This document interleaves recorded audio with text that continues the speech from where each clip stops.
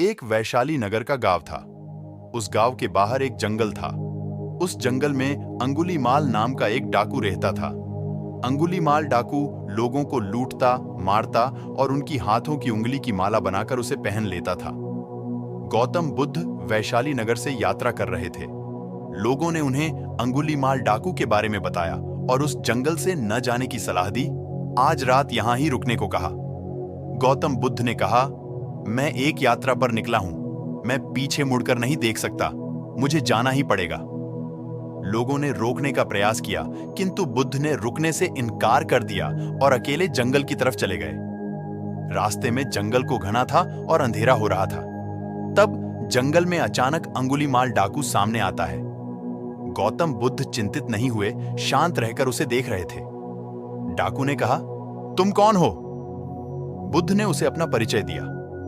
डाकू ने कहा, तुम्हें मारकर तुम्हारे हाथों की उंगली की माला बना के गले में पहनूंगा। बुद्ध कुछ नहीं बोले और हंसते रहे। अंगुलीमाल कुछ परेशान हुआ। उसने गुस्से से कहा, तुम्हारी मौत तुम्हारे सामने है। तुम्हारे पास जो कुछ भी है मुझे दे दो, अन्यथा मैं तुम्हें मार डालूंगा। बुद्ध ने शांति में जवाब दिया, मेरे पास कुछ नहीं है। मैं एक भिक्षुक हूं, लोगों से मांगी हुई चीजें खाता हूं।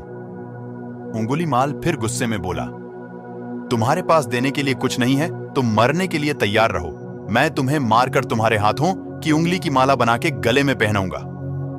गौतम बुद्ध ने उसे हंसते हुए कुछ नहीं कहा। डाकू ने कहा, क्या तुम्हें मौत का भय नहीं है? बुद्ध ने शांति से उत्तर दिया, मेरे पास कुछ नहीं है। मैं एक भिक्षुक हूं और लोगों से मांग कर जीता हूं। मुझे मरने का भय नहीं है। मैं तुझे क्यों घबराऊं? तू भी मेरे जैसा एक मनुष्य है। जब मेरी मौत होगी तो वह किसी के प्रसन्नता का कारण बनेगी। इससे बड़ा कुछ मेरे लिए क्या हो सकता है? तुम बिना किसी चिंता मेरी हत्या कर डालो। अंगुलीमाल ये सुनाते ही उसने तलवार गिराई। मृत्यु के सामने इतने आत्मनिर्भर रहने वाले व्यक्ति को उसने पहले कभी नहीं देखा था। बुद्ध के व्यक्तित्व ने उसके सभी भय को पराभव कर दिया। उसने बुद्ध के पैर पकड़े। बुद्ध ने उसको गले लगाकर अपना शिष्य बना लिया। कहानी का उद्देश्य, अगर आप में अच्छाई है तो कोई भी आपको कुछ नहीं कर सकता। सत्य और धर्म के साथ हर दुख का सामना करें। समस्याओं का सामना अत्यंत शांति से करें।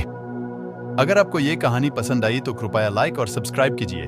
इस कहानी को शेयर जरूर कीजिए। Thank you.